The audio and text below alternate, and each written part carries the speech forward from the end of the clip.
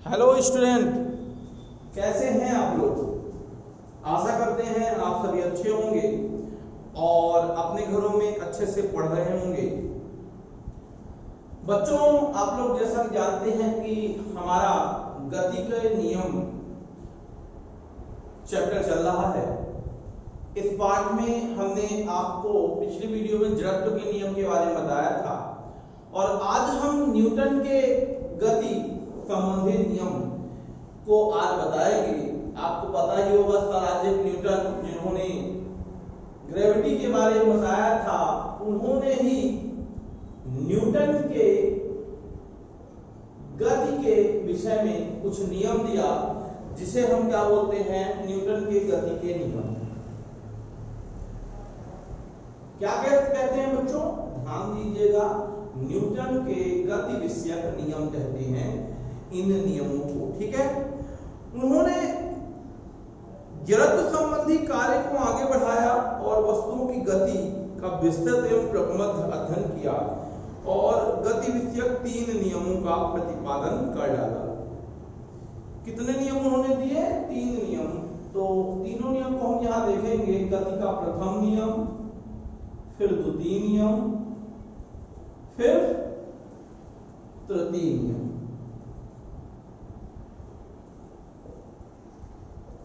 तो एक एक करके हम लोग देखेंगे। तो सबसे पहले हम पढ़ते हैं गति के प्रथम भाग को और पहले मैं तीनों नियम बता देता हूं। गति का प्रथम नियम बताऊंगा, फिर द्वितीय नियम, फिर तृतीय नियम। और वीडियो को लास्ट तक देखें बच्चों और अच्छे से समझें। ठीक है, तो गति का प्रथम नियम, ये नियम जो है आप लोग घर में भी देखे होंगे। ठीक है, गति का प्रथम नियम ये कहता है कि जो वस्तु स्थिर है वो वस्तु स्थिर ही रहेगी और जो वस्तु गतिमान है वो गतिमान ही रहेगी जब तक कि उसमें कोई बाह्य बल ना लगाया जाए। क्या बताया हमने?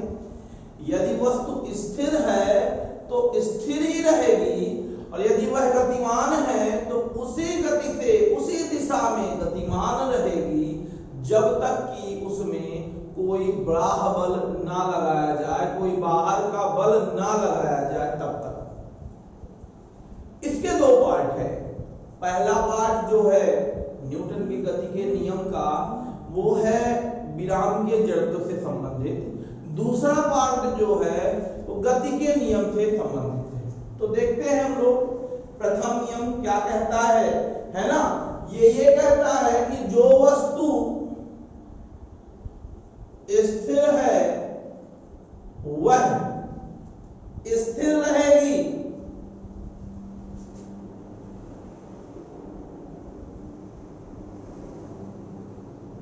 तथा जो वस्तु गतिमान है वह उसी गति से उसी दिशा में चलती रहेगी।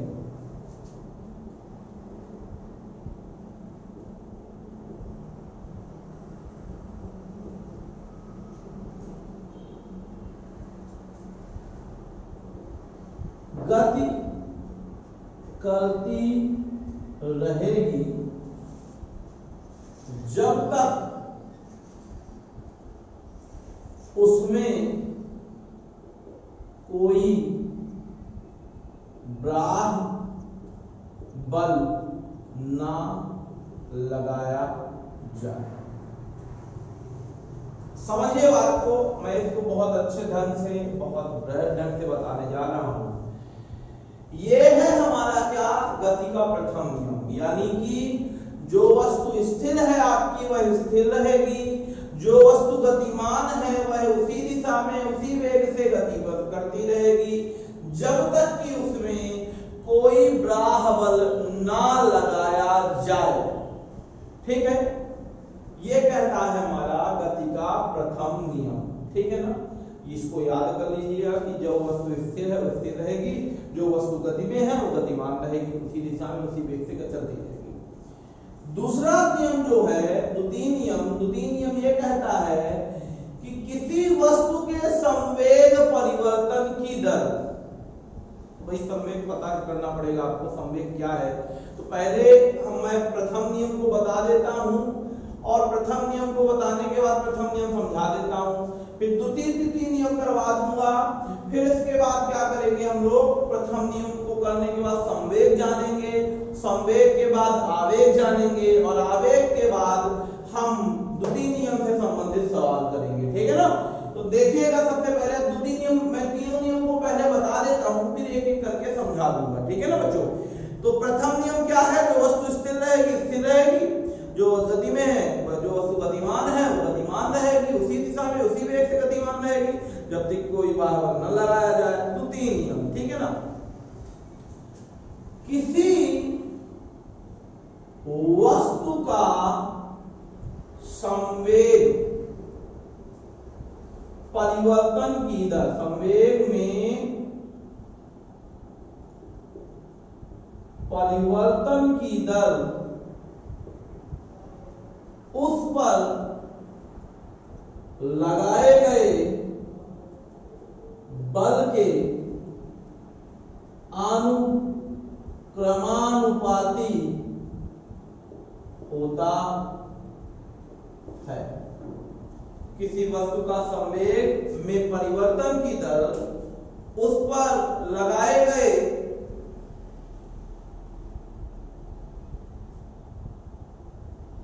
बल के अनुक्रमानुपाती होता है तथा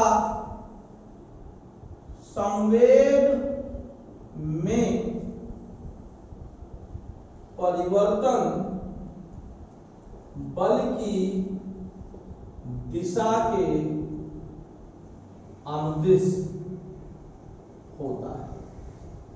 यह है गति का दूसरा नियम। उन्होंने क्या बताया, किसी वस्तु के संवेग में परिवर्तन की दर उस पर लगाए गए बल के अनुक्रमानुपाती होता है और यह जो परिवर्तन होता है, यह जो परिवर्तन होता है, संवेग में जो परिवर्तन होता है वह बल की दिशा में होता है।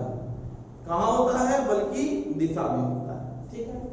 और जो तीसरा नियम है वो है प्रत्येक क्रिया के बराबर तथा विपरीत प्रतिक्रिया होती है, ठीक है ना। प्रत्येक क्रिया के बराबर, if reaction have equal and opposite reaction, प्रत्येक क्रिया के बराबर एवं विपरीत प्रतिक्रिया होती है।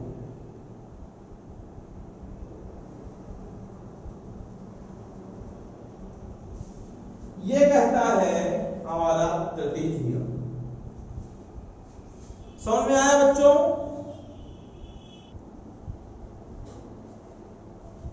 प्रत्येक क्रिया के बराबर एवं विपरीत प्रतिक्रिया होती है बच्चों, ये कहता है हमारा तृतीय नियम। जो वस्तु स्थिर है वो स्थिर ही रहेगी और जो वस्तु गतिमान है उसी वेग से उसी दिशा में गति करती रहेगी जब तक कि कोई बड़ा बल न लगाया जाए। इसी प्रकार द्वितीय नियम ये कहता है कि किसी वस्तु का संवेग में परिवर्तन की दर उस पर लगाए गए बल के अनुपाती होता है और संवेग में परिवर्तन बल की दिशा में के अनुदिश होता है। तृतीय नियम ये कहता है प्रत्येक क्रिया के बराबर एवं विपरीत प्रतिक्रिया होती है। अब यहाँ दो बातें हैं। पहली बात, ये संवेग क्या है, दूसरी बात संवेग में परिवर्तन क्या होता है ना।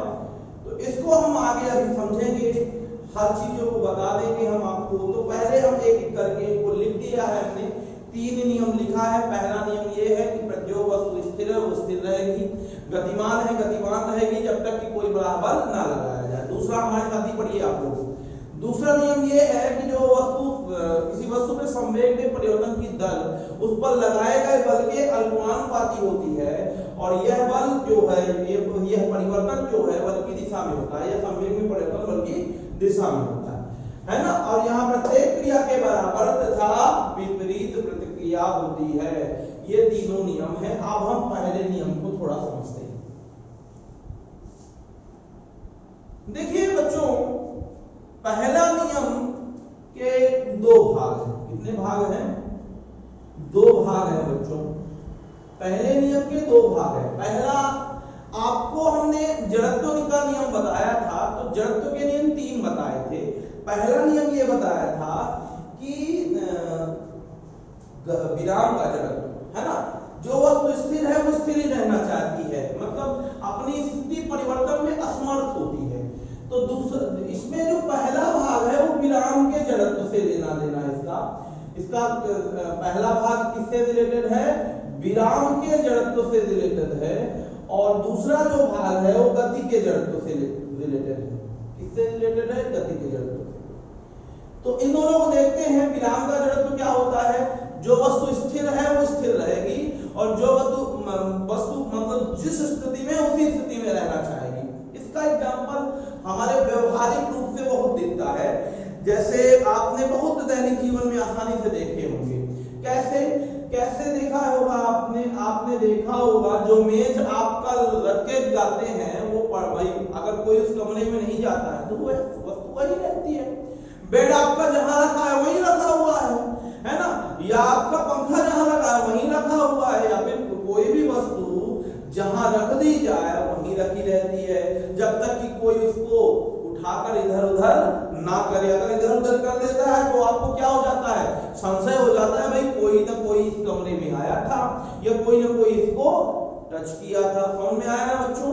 तो सीधी सी बात है, दैनिक जीवन में हम देखते हैं कि कुर्सियां जहां रखी रहती हैं, अलमारी जहां रखी रहती है, बेड हमारा जहां रखा रहता है वहीं रखा रहता है, जब तक कि हम उसको हटाए नहीं, या कोई हमारे अलावा कोई व्यक्ति ना उपयोग करे। ठीक है ना बच्चों? तो यानी सीधी सी बात है, विराम का जड़त्व बिल्कुल सत्य है। और ये जो पहली लाइन है कि जो वस्तु स्थिर है वो स्थिर रहेगी, है ना, ये बिल्कुल सत्य है। दैनिक जीवन के अनुसार बिल्कुल सत्य है, कोई इसमें दो राह नहीं है। दूसरा नियम जो है, दूसरा भाग गति के जड़त्व से रिलेटेड है। जो वस्तु गतिमान है वह उसी दिशा में उसी गति से, है ना, उसी वेग से उसी दिशा में गति करती रहेगी। अब देखिए, हमने जब जड़त्व में गति का जड़त्व बताया था, तो गति का जड़त्व ये बताया था कि भाई प्रत्येक वस्तु अगर गति में है तो वह गति में ही रहना पसंद करती है। मतलब तुरंत ऐसा नहीं होगा कि वो अपना परिवर्तन हो जाए, है ना। तो सीधी सी बात है, जो वस्तु गति में है गति में ही रहना पसंद करती है, यानी अपनी गति वाली स्थिति का विरोध नहीं करना चाहती है ना, यानी गति की स्थिति का विरोध करने में असमर्थ रहती है। सीधी सी बात है। तो यहाँ ये जो हमारा दूसरा भाग है जिसे बोलते हैं गति का जड़त्व, है ना, जो गति से रिलेटेड है, ये हमारा दैनिक जीवन में देखा नहीं जाता है ना। यहाँ पर देखिए एक शब्द लिखा हुआ है, जब तक कि कोई बाहुबल ना लगाया जाए। अब ये मैंने कैसे बोल दिया कि हम देख नहीं सकते हैं?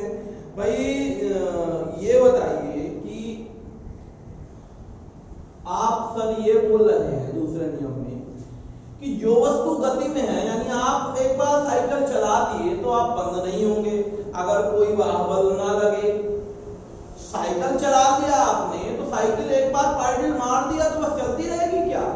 गाड़ी में एक्सीलेटर दे दिया तो बस चलती रहेगा क्या? दोबारा एक्सीलेट करने की जरूरत नहीं होगी, या दूसरा दोबारा पैडल मारने की जरूरत नहीं होगी? बिल्कुल पड़ेगी। तो भाई क्यों ऐसा होता है? भाई रुक जाती है, या किसी सरफेस पे हम एक बार किसी भी बॉल को लुढ़का दे तो लुढ़कते लुढ़कते वो लुढ़कती रहनी चाहिए, वो रुक जाती है आगे चल के। क्यों रुक जाती है? भाई ये नियम तो ये कहता है कि वस्तु गतिमान है तो वह गतिमान ही रहेगी उसी दिशा में, उसी वेग से, वेग भी नहीं कम होना चाहिए। लेकिन हमारी जो बॉल है कुछ देर जाके धीमी हो जाता है उसकी गति, या हमारी साइकिल है कुछ देर बाद धीमी हो जाती है। ऐसा क्यों होता है भाई? ये नियम यदि गलत है कि जो वस्तु गतिमान है वह उसी वेग से उसी दिशा में गति करती रहेगी, ये नियम हमारा बिल्कुल सही है बच्चों, लेकिन दैनिक जीवन में दिखता नहीं है। दैनिक जीवन में हम अगर गति देते हैं तो वह गतिमान नहीं रहती है, उस पर एक फोर्स काम करता है उल्टे दिशा में। मैं अभी एक शब्द सुना ना, कोई बल कार्य न करे, तो हम थोड़ी बल करने जा रहे हैं, कोई बल थोड़ी लगा रहे हैं, गेंद को रोक थोड़ी रहे हैं, फिर कौन सा बल लग रहा है उसमें? भाई लुढ़क रही है बॉल तो उसमें लग रहा है घर्षण बल। कौन सा बल लग रहा है बेटा? घर्षण बल लगता है। और ये जो घर्षण बल है गति को विरोध करता है, गति का विरोध करता है, यानी गति करने से रोकता है। और वस्तु जो है आदर्श स्थिति में कितना भी चिकना सतह कुछ ना हो, कितना भी चिकना सतह बना दोगे ना, घर्षण बल लगने वाला ही है। यानी आप गेंद लुढ़काएंगे तो क्या होगा, कुछ देर बाद रुक जाने ही वाली है वो। यानी सीधी सी बात है, गति का जो जड़त्व होता है वो बिल्कुल सही है। यानी जो वस्तु गतिमान है वो उसी दिशा में उसी वेग से गति करती रहेगी जब तक कि उसमें कोई ग्राह बल ना लगाया जाए। ग्राह बल कौन सा लग रहा है, घर्षण लग रहा है, जिसकी वजह से आपकी साइकिल, आपकी गेंद, आपकी कोई भी वस्तु एक बार अगर घूमती है या चलती है, गति करती है, गति करने के बाद वह थोड़ी देर बाद रुक जाती है। समझ में आया? यानी घर्षण बल लगता है जो कि उसको गति का विरोध करता है। अभी मैंने दो किसकी बात की विराम की जड़त्व की, गति की जड़त्व की, है ना। मतलब यह नियम ये बताता है कि विराम के जड़त्व और गति के जड़त्व से रिलेटेड है।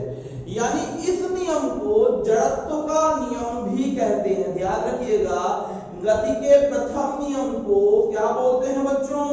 इस नियम को हम बोलते हैं क्या?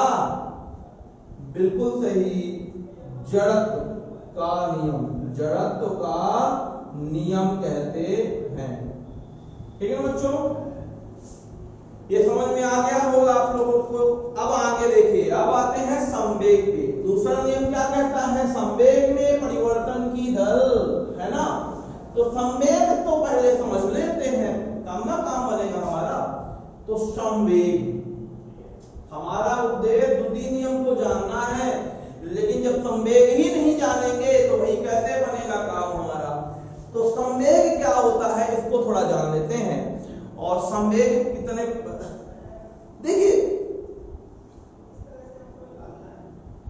किसी गतिमान वस्तु में संवेग जो होता है वह उसमें उपस्थित गति की माप है, गति की मात्रा का माप है। ठीक है, अगर मैं संवेग की बात करूं, संवेग दो चीजों से मिलकर बना है।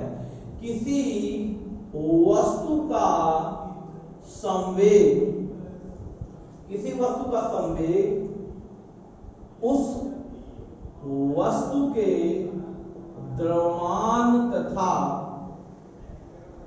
वेग के गुणनफल के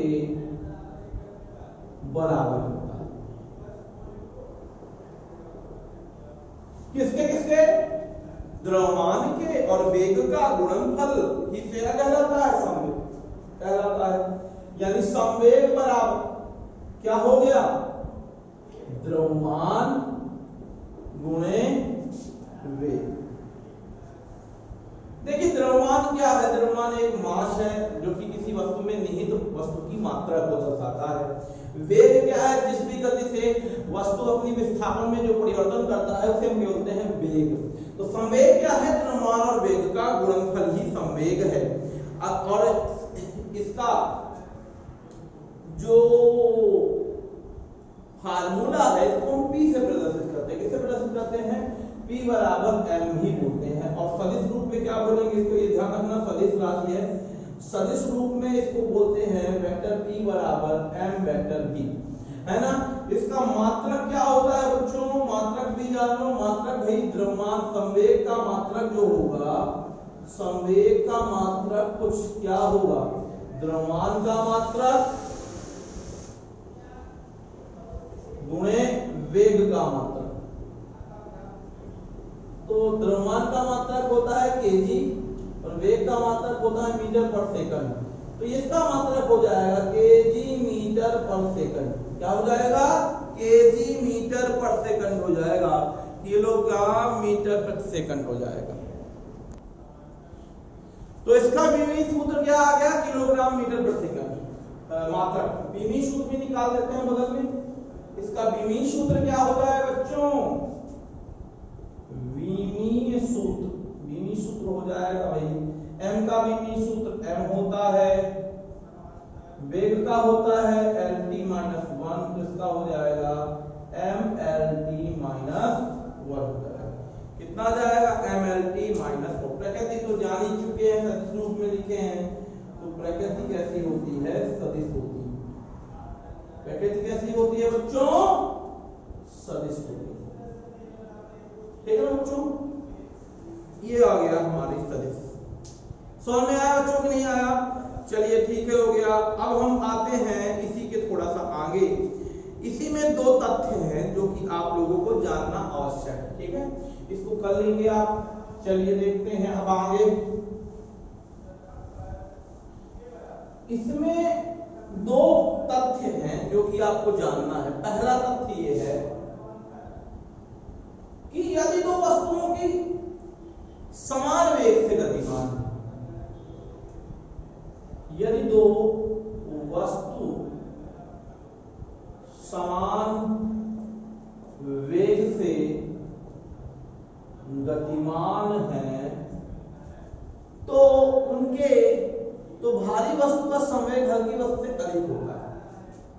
तो भारी वस्तु का संवेग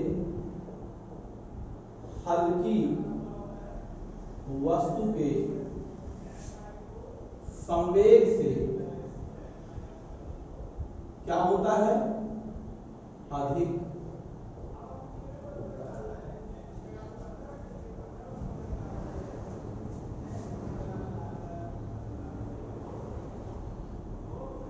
देखिए बच्चों, इस तथ्य को समझने के लिए आपको बस दैनिक जीवन का उदाहरण देना ही पर्याप्त होगा। मैं ये कहूंगा कि दैनिक जीवन में ही आपको इसका उत्तर मिल जाता है। दैनिक जीवन में ही आपको इसका उत्तर मिल जाता है। ये आपको दिख नहीं रहा होगा, मैं थोड़ा सा नीचे लिख देता हूं। भारी वस्तु के संवेग, भारी वस्तु हल्की वस्तु से है ना, भारी वस्तु का संवेग हल्की वस्तु के संवेग से, भारी वस्तु का संवेग हल्की वस्तु के संवेग से अधिक होता है। ठीक है, देखिए अब दिख रहा होगा आपको। अब देखिए बच्चों, अब इसको समझने के लिए आपको ज्यादा कुछ करने की जरूरत नहीं है, बस थोड़ा सा दिमाग लगाना है। मान लीजिए एक मक्खी है। क्या है? मक्खी। और आप हैं। आप और मक्खी दोनों एक ही वेग से गतिमान है। मान लीजिए मक्खी आपसे तेज ही दौड़ेगी, लेकिन फिर भी आपकी स्पीड मक्खी की स्पीड के बराबर है। तो ये बताइए, अगर आप किसी भी वस्तु से भिड़ेंगे या मक्खी किसी से भिड़ेगी तो टक्कर होगी। तो किसको जो मतलब कहा जाए, तो अगर एक व्यक्ति खड़ा है, मैं ही खड़ा हूं, आप आ रहे हैं, मक्खी आ रही, तो मक्खी टकराएगी, उनको क्या कुछ पता चलेगा? क्या नहीं पता चलेगा। लेकिन आप टकराएंगे तो भाई पता चल जाएगा, यानी कि चोट लग जाएगी। यहां यही चीज बोली जा रही है। इसमें यह बोला जा रहा है कि दो वस्तुएं हैं जिनका अलग अलग द्रव्यमान है।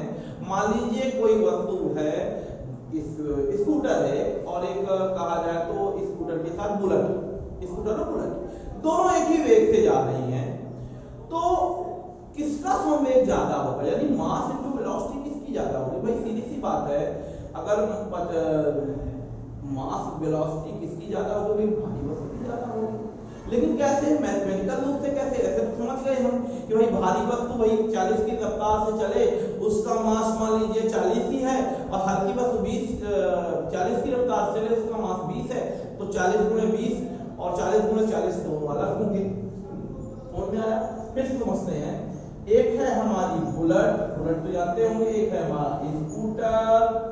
स्कूटर का वजन है 50, द्रव्यमान मान लेते हैं 50 केजी, जो कि होता नहीं 50 केजी, मैं बोल रहा हूँ। और स्कूटर का बुलेट का 50 है, इसका मान लेते हैं 20 है। जनरल तौर से देख रहे हैं आप इसको। अब यहाँ इसकी भी 40 की रफ्तार, इसकी भी 40 की रफ्तार, यानी ये हो गया m, ये हो गया v, ये हो गया m, ये हो गया v। ये दोनों का मल्टीप्लाई करोगे तो 5 को 20, और ये आ जाएगा 4 दूनी 8, यानी इसका कितना आ गया? 2 डबल 0 और 1 0 और 2000, इसका 4 दूनी 8, 800। ये ज्यादा ना हो गया, कम हो गया? सीधी सी बात है भाई, मास इनटू वेलोसिटी किसकी ज्यादा होगी? ज्यादा वाले की, है ना। ठीक है ना। भाई कैसे ज्यादा होगी, आप कैसे समझाएंगे। हम ले लेते हैं, माना भारी वस्तु का द्रव्यमान स्मॉल m1 तथा वेग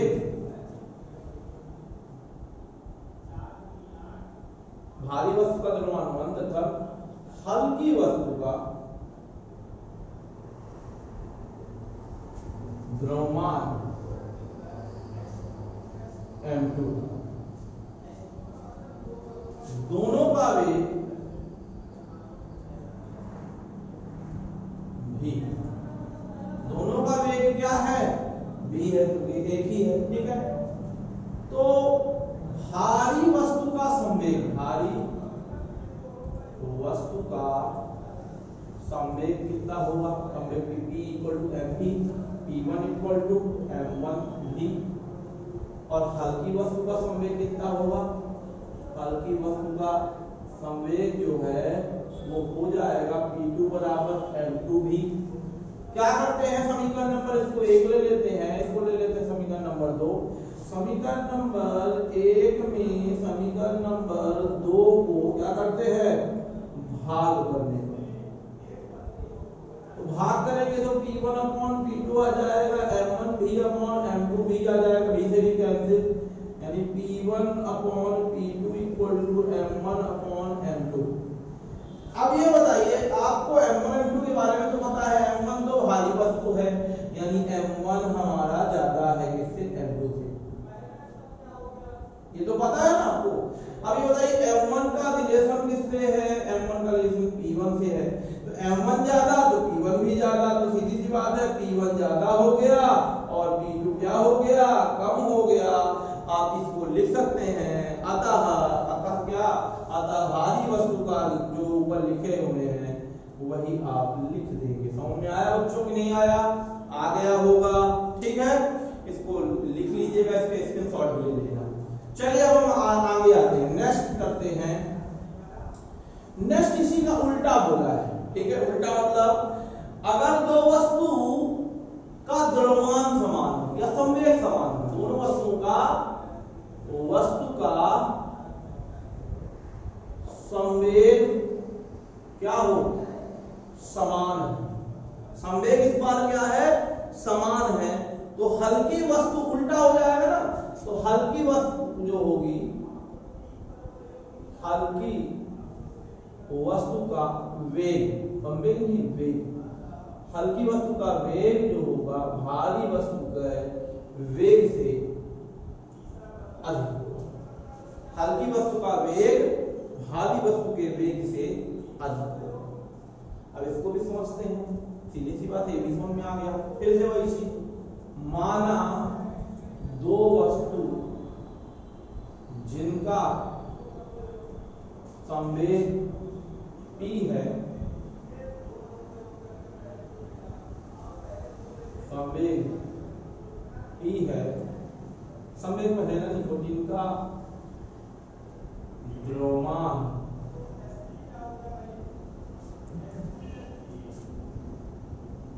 m1 तथा m2,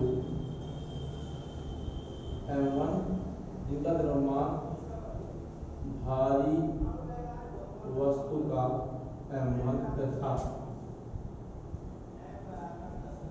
हल्की वस्तु का m2 है। दो वस्तु जिनका द्रव्यमान भारी वस्तु का, दो वस्तु ऐसे न लिखिए, ठीक है, ऐसे लिखिए, माना भारी वस्तु का द्रव्यमान m1, दोनों के साथ लिखते हैं, ठीक है। इसको ऐसे लिखते हैं, माना भारी वस्तु का द्रव्यमान m1 तथा वेग v1 है, तथा हल्की वस्तु का द्रव्यमान m2 तथा वेग v2, ठीक है। अब भारी वस्तु का संवेग कितना हो जाएगा? हमारी वस्तु का संवेग p1 बराबर m1 v1 और हल्की वस्तु का संवेग p2 बराबर m2 v2 है ना। अब हमको पता है कि जो भारी वस्तु का संवेग है वो किसके बराबर है? हल्की वस्तु के संवेग के बराबर है। यानी सीधी सी बात है p1 बराबर p2 यानी कि m1 v1 बराबर m2 v2 यानी कि m1 upon m2 equal to v2 upon v1। अब देखिए आपको मालूम है कि m1 बड़ा होता है m2 से, होता है कि नहीं होता? m1 बड़ा होता है m2 का, m1 का रिलेशन v2 से है। देखिए जिसका जिसके रिलेशन होता है वही ज्यादा होता है। m1 का रिलेशन v1 से है ना, यहाँ v2 ज्यादा v2 से है तो v2 ज्यादा हो जाएगा। यानी सीधी सी बात है v2 ज्यादा होगा किससे? v1 से होगा। अतः दूसरी वस्तु यानी हल्की वस्तु का जो वेग होगा वो भारी वस्तु से बच्चों ज्यादा होगा। समझ में आया कि नहीं आया? फिर से सुनिए, इसमें क्या हमने बताया कि दो वस्तु का संवेग समान है तो हल्की वस्तु का वेग जो होगा भारी वस्तु से अधिक होगा। तो बच्चों समझ में आ गया होगा, ये वेग से संबंधित हमारा सवाल था, संवेग था। और कल हम गति के संबंधित द्वितीय नियम के बारे में पढ़ेंगे और F बराबर ma को समझाएंगे। तो बच्चों घर में रहिए, सुरक्षित रहिए और ऐसे ही पढ़ते रहिए। धन्यवाद।